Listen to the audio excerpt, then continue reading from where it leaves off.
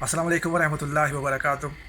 یہ میری زندگی کی سب سے بہترین ویڈیو ہونے والی ہے اب تک کی، اور اسے میں سب سے زیادہ خوشی ہے یہ میں آج آپ کو اپنے چینل سے دکھا رہا ہوں۔ ویسے تو آپ نے یہ ویڈیو دیکھی ہوگی، لیکن اس سے میں آپ کو کچھ ایک ایسی چیز سمجھاؤں گا کہ وہ آپ کو ویڈیو دیکھنے کے بعد ہی پتہ چلے گی۔ ویڈیو تھوڑی لمبی ہے معذرت کے ساتھ، لیکن دیکھنے میں آپ کو مزہ ضرور آئے گا، اور آخر میں میرے کمنٹس ضرور سنیے گا۔ السلام علیکم ورحمۃ اللہ۔ کہ عرب کے لوگوں میں دو خامیاں تھی۔ نمبر 1، چٹے ان پڑھ، جاہل، اجڑ، حتیٰ کہ انہیں باقی لوگ امی کہا کرتے تھے۔ امی نیرے ان پڑھ۔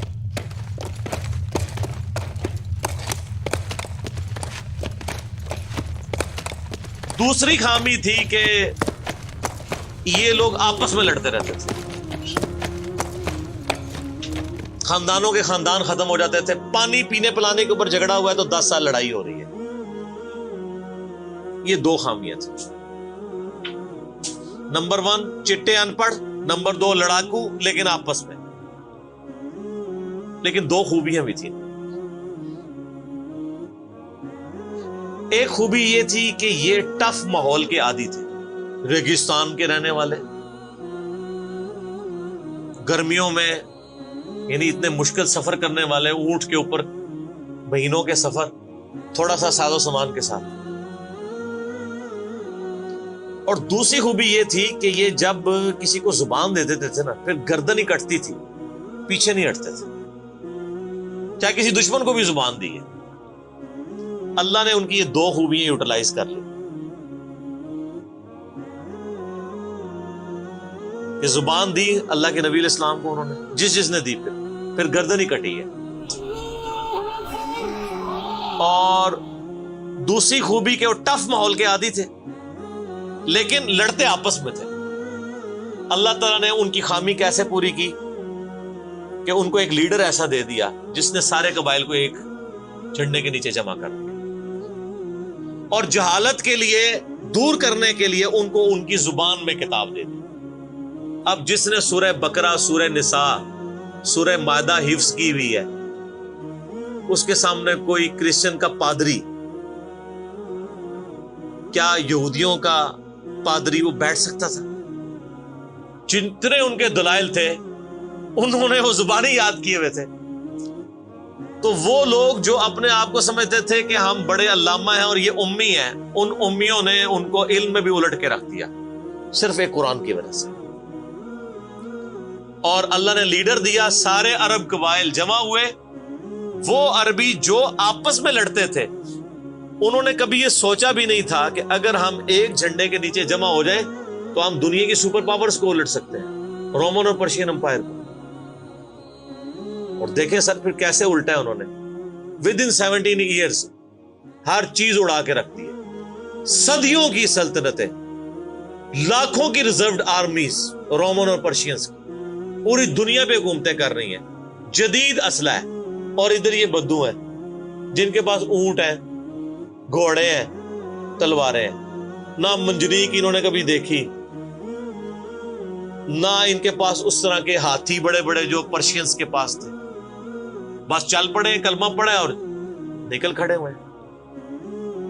پھر دنیا نے دیکھا کہ ہر چیز کو الٹ کے رکھ دیا، انہی کے اسلحے ان سے چھین کے انہی کو الٹ دیا۔ وہ ساری کی ساری بجلی کس نے بھری تھی ان کے اندر؟ اس کتاب میں۔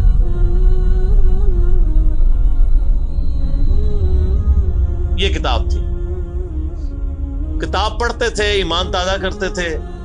جہاد کا کیوں ذکر ہے اتنا قرآن کے اندر؟ کیونکہ اللہ نے ایک ایسی امت اٹھانی تھی جس نے تلوار کے زور پہ اکھاڑنا تھا رومن اور پرشین۔ ہم مانتے ہیں کہ اسلام تلوار کے زور پہ پھیلا ہے، لیکن یہ تصویر کا ایک رخ ہے۔ تصویر کا دوسرا رخ یہ ہے کہ جو بدماش صدیوں سے دنیا پہ حکمران تھے اور لوگوں کی رعایا کا استحصال کر رہے تھے، اپنی رعایا کا، ان پہ انہوں نے اتنے ٹیکسز لگائے ہوئے تھے، ان کو اکھاڑنے کے لیے کیا میٹھی میٹھی باتیں چاہیے تھی؟ طارق جمیل صاحب کے لیکچرز نے رومن اور پرشین امپائر اکھاڑنی تھی؟ یہ تو ان لوگوں کے لیے مسلمان ہو چکے ہیں۔ بدماش کب اپنی پوسٹ چھوڑتے ہیں؟ ان کو پھر اسلحے کے زور پہ ہی اکھاڑنا تھا۔ اور پھر اللہ نے صحابہ کرام کی تلواریں مسلط کی ان کے اوپر. جب اکھاڑ دی, فریڈم آف ایکسپریشن مل گیا, پھر معاملات سیدھے ہو گئے. اس زمانے میں بادشاہ کا دین رعایا کا دین ہوتا تھا. اگر کوئی رعایا کہے نا کہ میں بادشاہ کے دین سے الگ ہوتا ہوں, قتل ہو جاتا تھا. آپ پتہ عیسائیت کیسے پھیلی ہے؟ یہ تو سارے بت پرست تھے. کانسٹنٹائن II, جس کے نام پہ قسطنطنیہ شہر تھا جو بعد میں مسلمانوں نے فتح کیا, سلطان محمد فاتح نے, ٹرکی والوں نے اس پہ ایک فلم بھی بنائی ہے, اردو ڈبنگ کے ساتھ ہے. ایک ہی نشست میں آپ دیکھ سکتے ہیں 2.5-3 گھنٹے کی. جو فلمیں دیکھتے ہیں ان کے لیے, مولویوں کے لیے نہیں. تو اس نے وہ قسطنطنیہ فتح کیا, پھر اس کا نام استنبول رکھ دیا. وہ کانسٹنٹائن II جو تھا وہ کرسچن ہو گیا تھا. چونکہ وہ کرسچن ہوا تو پوری رعایا 3 بر اعظموں میں پھیلی ہوئی وہ کرسچن ہو گئی. ایسے کرسچینٹی پھیلی ہے.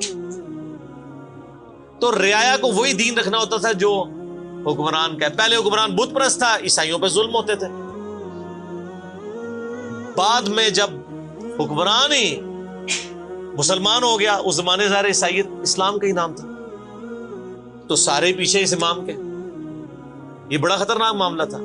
دوسری طرف پرشین جو ہیں وہ آتش پرست تھے, ان کے نیچے آتش پرستی کا دین چل رہا تھا. تو یہ پھر ضرورت تھی کہ فریڈم آف ایکسپریشن دیا جاتا.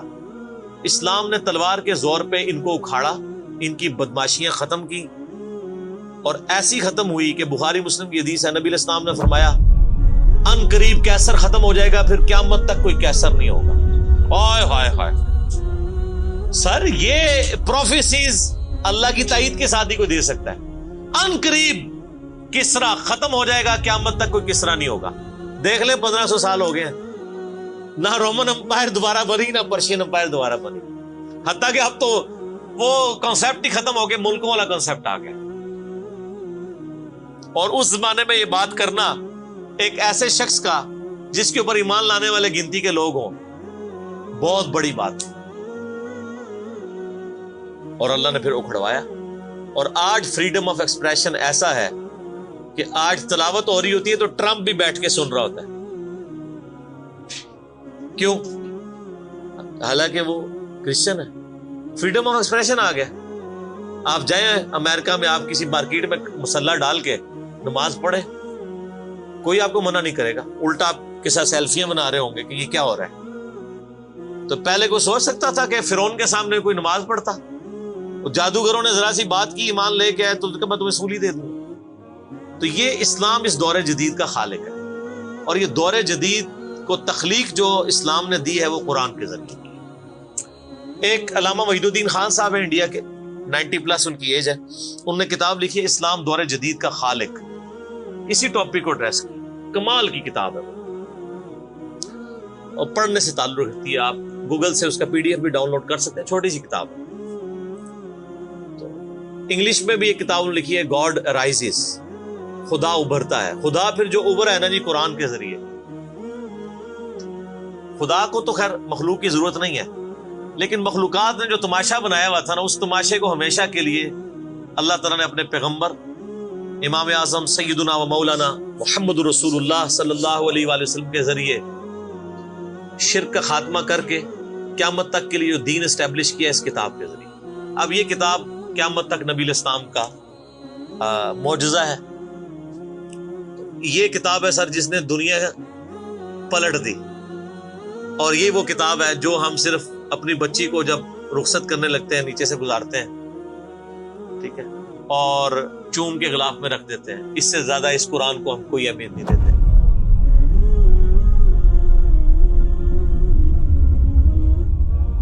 حالانکہ یہ قرآن اس لیے نازل ہی نہیں ہوا, یہ تو ہماری کتاب زندگی ہے.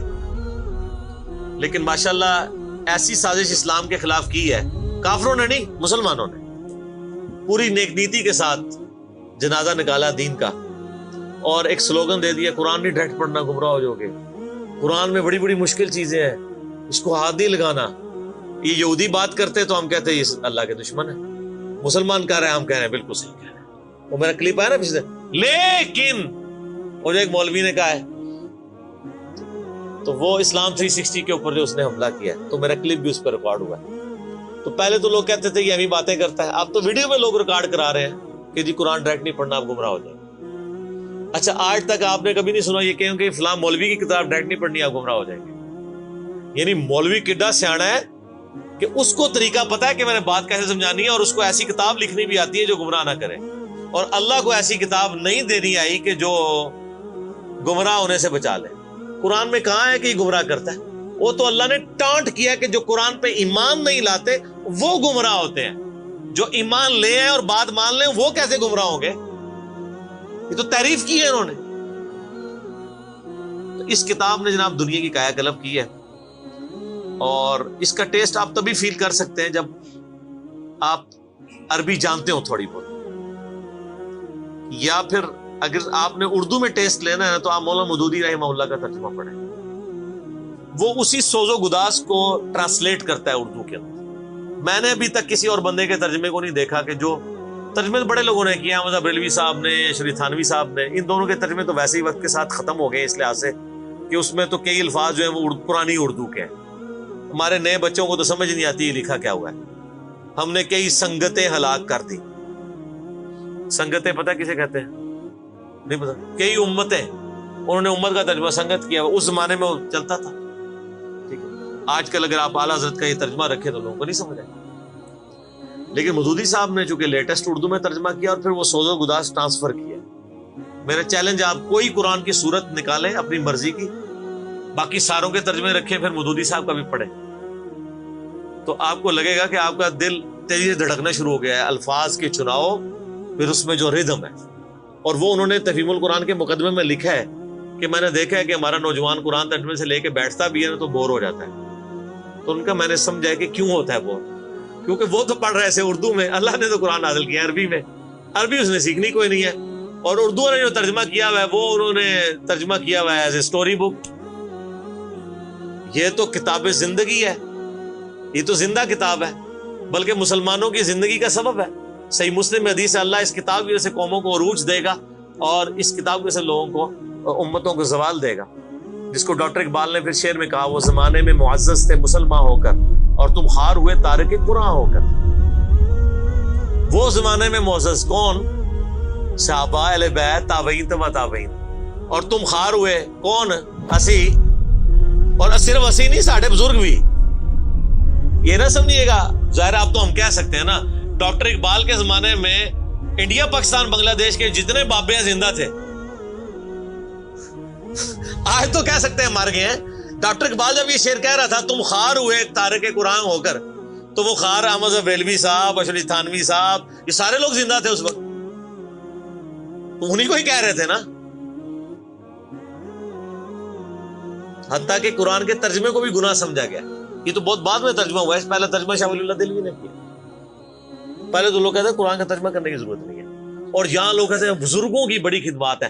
ہم پوچھتے ہیں 1000 سال سے بزرگ یہاں بیٹھے ہوئے ہیں، کسی ایک بزرگ کا قرآن کا بخاری کا ترجمہ مجھے دکھا دیں کہ جی یہ سلطان بہو نے دیکھے نہیں قرآن کا ترجمہ کیا، یہ جی داتا صاحب نے بخاری شریف کا ترجمہ کیا۔ کیا انڈیا، پاکستان، بنگلہ دیش کے لوگوں کی زبان عربی تھی؟ فارسی تھی نا؟ تو کسی بزرگ کو توفیق نہیں ہوئی ہے کہ قرآن کا فارسی میں ترجمہ کر دے۔ اتنا بڑا چھکا میں نے مارا ہے کہ قیامت تک یہ روئیں گے۔ آندہ کو کہنا بزرگوں کی خدمات ہے۔ ہمارے پرائم منسٹر صاحب بھی کہتے ہیں نا جی وہ فرید الدین گنج شکر کی بڑی تعلیم۔ فرید الدین گنج شکر صاحب نے کون سا قرآن کا ترجمہ کیا؟ اگر کسی نے قرآن کا ترجمہ ہی نہیں کیا، بخاری مسلم کا ترجمہ ہی نہیں کیا، وہ کیا خدمات کرتا رہے؟ وہ اپنی تعلیمات دیتے رہے۔ صحیح غلط اس کا فیصلہ ہم نہیں کرتے، وہ تو پھر میں اور طرف چل پڑوں گا۔ صرف جو خدمات والا ڈھونگ رچایا ہوا ہے نا، وہ میں آپ کو بتا رہا ہوں۔ جتنوں کے مزار بنائے ہوئے آپ نے، کسی ایک کا ترجمہ دکھا دیں قرآن کا، تو یہ پھر انہوں نے جان بوجھ کے سیاست کی اسلام کے نام کے اوپر، اپنی باتیں کرواتے رہے۔ سر ان کو پتا تھا قرآن کا ترجمہ ہو گیا، سورہ زمر اور سورۃ الانعام اگر اردو میں آ گئی تو بابوں کو کس نے پوجنا ہے؟ سر بخاری کا اگر ترجمہ ہو گیا تو ساروں نے تو رفع الیدین سے نماز پڑھنی ہے، بابے سارے بغیر رفع الیدین والے نے۔ یہ وجہ تھی کہ بڑی ہوشیاری ہے انہوں نے، یہ نہ سمجھو بولے سمجھے، بہت ہوشیار سمجھے۔ اور دیکھ لینا پھر اب رزلٹ سامنے آ گیا، جدھر ترجمے ہوئے ہیں وہ کہنا نہیں پیو دادے تے ایتھے ہاتھ بندہ سی، اے ایتھے بندہ ہے، تو رزلٹ نکل آیا نا۔ اسی لیے بزرگ جو کام کرتے ہیں وہ حکمت سے خالی نہیں ہوتا، ہاں انہوں نے بڑی شیاری دکھائی ہے آپ کے ساتھ, لیکن اللہ کا وعدہ ہے الذی ارسل رسولہ بالہدی ودین الحق لیظہرہ علی الدین کلہ. قرب قیامت سے پہلے دین کو غلبہ ملنا ہے. غلبہ بابوں کے ذریعے نہیں ملنا تھا, اسی کتاب سے. جس کتاب نے پہلے غلبہ دلایا, اب آج دیکھیں بچہ اینڈرائیڈ فون کھولے ہوئے ہے, کوئی آیت آتی ہے ترجمہ پڑھ لیتا ہے. تو سر یہ خدمت تو پھر انہوں نے کی ہے نا اسلام کی. اچھا یہ اینڈرائیڈ فون کس رحمت اللہ علیہ نے بنایا تھا؟ وہ کہتے ہیں بزرگ تے دنیا ہی کلب کر دے اسے نگاہ مار کے. وہ بزرگاں نو لے آؤ تے ٹھیپا موبائل نیچے چلا سکتے. آپ مجھے بتائیں میں کسی بزرگ کو قبر سے نکالوں اور اس کو کوئی موبائل چلا لے گا؟ آپ کا بچہ چلا لیتا ہے. اور کسی کا اگر اتنا ایمان ہے نا بزرگوں کے اوپر, تو آج والے بزرگوں پہ بھی ہے. تو میں نے ان کو بڑی دفعہ مشورہ دیا ہے کہ بزرگ جو جناب دنیا چلا رہے ہیں, تو میں ان کو کہتا ہوں آپ کو بزرگوں کے ساتھ جہاز پہ بٹھاتے ہیں. جب 10 کلومیٹر ہائٹ پہ پہنچ جاتا ہے یہ بوئنگ جہاز, جب پہنچے تو ہم پائلٹ کو کہے تو تے پائی بسم اللہ پڑھ کے تے پیراشوٹ نال کود جا. بزرگ چلان تے جہاز لینڈ کران, وہ کتنے لینڈ ہوئے گا جہاز؟ بزرگاں دے مرید بھی اس جہاز ہی نیچے بیٹھ لگے. جڑے تانوں کہندے بزرگ دنیا چلا رہے ہیں, ان کو بھی پتا ہے جہاز کو نہیں لینڈ ہونا. اور جو جہاز نہیں لینڈ کرا سکتا, میں کہتا ہوں کسی بزرگ کو آپ لا کے جہاز کے کاکپٹ میں بھی بٹھا دینا, وہ نہیں لینڈ کرا سکتا. ہاں لینڈ کرائے گا اگلے جہاں جا کے, وہ بھی وہ نہیں کرائے گا, خود ہی ہوئے گا. سب کہانی ہے, کہانیوں کا دور ختم ہو چکا ہے, کیونکہ اب ایک نعرہ عام ہے. کون سا؟ کہ نہ میں وابی نہ میں بابی, میں ہوں مسلم علمی کتابی. تو یہ علمی کتابی جب ہم کہتے ہیں تو وہ علم کون سا علم ہوتا ہے, وہ کتاب کون سی کتاب ہوتی ہے؟ یہ اللہ کی کتاب جس پہ ہم بات کر رہے ہیں. تو آپ دیکھیں. جی تو ناظرین, آپ نے دیکھا جیسے کہ کیسے قرآن جب مسلمانوں کے پاس آیا, جب نبی پاک صلی اللہ علیہ وسلم نے ایک کلمہ بلند کیا اور ایک نئی شریعت لانچ کی, قرآن کا تعارف کروایا, تو کیسے ان کے ساتھی, ان کے جو عرب کے لوگ تھے صحابہ کرام, ان کو کیسے ان میں ایک بجلی پیدا ہو گئی. تو میں کہنا یہ چاہ رہا تھا کہ الحمدللہ حدیث مبارکہ میں ملتا ہے جیسے کہ قرب قیامت میں ایک کانا دجال آئے گا, تو اس کو عیسیٰ ابن مریم قتل کریں گے. لیکن اس سے پہلے ایک حدیث آتی ہے کہ خرسان سے کالے جھنڈے اٹھیں گے. وہ پہلے ہند فتح کریں گے, اس کے بعد عیسیٰ ابن مریم کے ساتھ مل کر دجال کو قوم لد کے مقام پر قتل کریں گے. تو خرسان کا جو علاقہ ہے وہ ہمارا علاقائی جو ہے علاقے ہیں وہ سارے ہیں, جس میں بڑے بڑے اسکالرس سے میں نے سنا ہے, ان کا کہنا ہے جیسے ڈاکٹر اسرار صاحب ہیں اور انجینئر محمد علی مرزا صاحب ہیں, اور بھی کافی اسکالرز ہیں جنہوں نے یہ پیشن گوئی کی ہے کہ خرسان کا جو علاقہ ہے وہ ایران ہے, افغانستان ہے, پھر ہمارا پاکستان کا KPK ہے, اور پنجاب تک کچھ شہر ہیں پنجاب کے بھی. اب کہنے کا مطلب یہ ہے, اب آپ دیکھ رہے ہیں آج کل کا ماحول, پاکستان کی عوام الحمدللہ کا شکر ہے, شعور آ گیا پاکستانی عوام کو. جیسے کہ آپ دیکھ رہے ہیں کہ پاکستانی عوام جو ہے بالکل بھی برداشت نہیں کر رہی کہ کوئی پاکستان میں کرپشن کرے, یا پاکستان میں کوئی چوری کرے, یا کوئی ڈاکہ ڈالے اور اس کے بعد پھر پاکستان کا حکمران بن جائے. پاکستان کی عوام ریاکشن دے رہی ہے کہ ہم اب غلامی کی زندگی نہیں گزاریں گے, چاہے وہ آرمی کی طرف سے مداخلت ہو یا سیٹلمنٹ ہو کسی عوامی پارٹی کے ساتھ, مطلب پولیٹیکل پارٹی کے ساتھ. عوام بالکل بھی برداشت نہیں کر رہی, اور یہ زیادہ تر لوگ اسی طرح کے سوچ کے پائے جا رہے ہیں, اور ماشاءاللہ الحمدللہ زیادہ تر نوجوان ہیں. تو اللہ تعالیٰ نے شاید اس کا آغاز کر دیا ہے جو قرب قیامت میں ہونے والا ہے. ابھی سے شعور عطا کرنا شروع کر دیا ہمارے پاکستانی قوم کو. اور اس سے پہلے ہمارے پاس جتنے بھی پولیٹیکل لیڈر تھے, کوئی چور ہے, کوئی کرپٹ ہے, کوئی اس کے اثاثے ایسڈ ہیں, اس کے وہ چھپاتا ہے ایسڈ اپنے آف شور کمپنیاں وغیرہ وغیرہ, اور کردار کے بالکل اچھے ہیں.